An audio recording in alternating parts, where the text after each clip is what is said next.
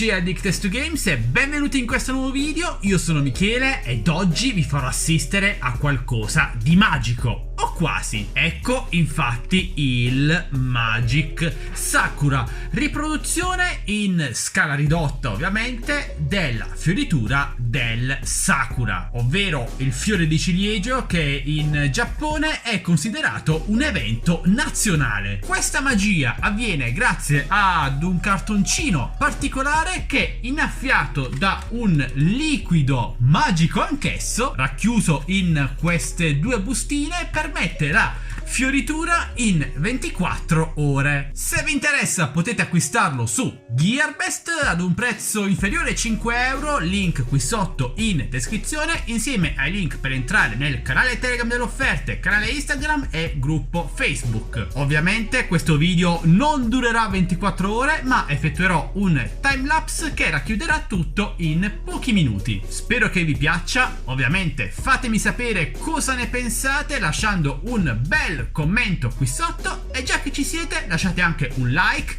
condividete il video ai vostri amici ed iscrivetevi qui sul canale se non l'avete già fatto. Ed ora buon Hanami a tutti! Prima di farlo fiorire però dobbiamo montarlo, piantarlo, insomma sì, avete capito? Quindi passiamo ad analizzare la confezione. Magic Sakura di Fan, fioritura in 24 ore, 100% non tossico, e questo già mi rassicura un pochino. Liquido magico, vediamo dietro cosa c'è, ci sono le istruzioni, due bustine di liquido, la base per mettere l'alberello. Andiamo ad aprire. Sì, sembra veramente un cartoncino classico. Il manuale di istruzioni che in questa raffigurazione ci mostra le varie fasi della fioritura, come utilizzarlo, aprire l'albero, piazzarlo nella base, aprire le foglie, innaffiarlo partendo dall'alto. Attenzione, non toccare il Magic Sakura quando inizia a fiorire, insomma. Per un migliore risultato utilizzarlo lontano dalla luce diretta del sole e dal vento. Il liquido contenuto in questa confezione è particolare, speciale, quindi non è acqua classica, in teoria non è tossico, questo è l'importante. Non farlo usare a bambini sotto i 6 anni, siete avvertiti. E il Magic Sakura resta per un mese in buone condizioni. Andiamo ora a piazzarlo nella base. Dobbiamo aprire un po' i rametti ed ora andiamo ad innaffiarlo con le bustine di liquido speciale.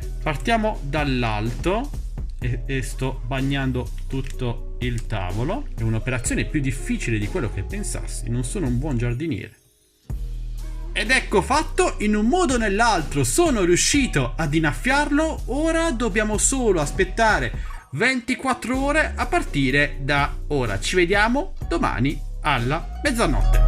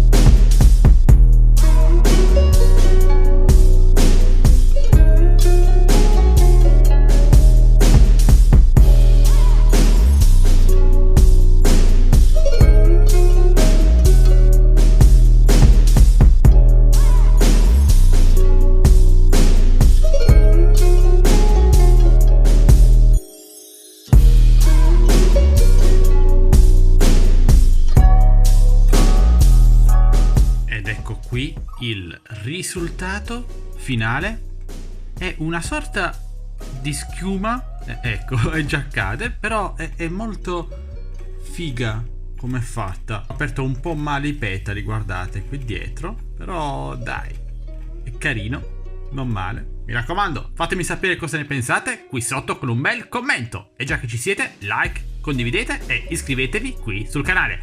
Ciao ragazzi!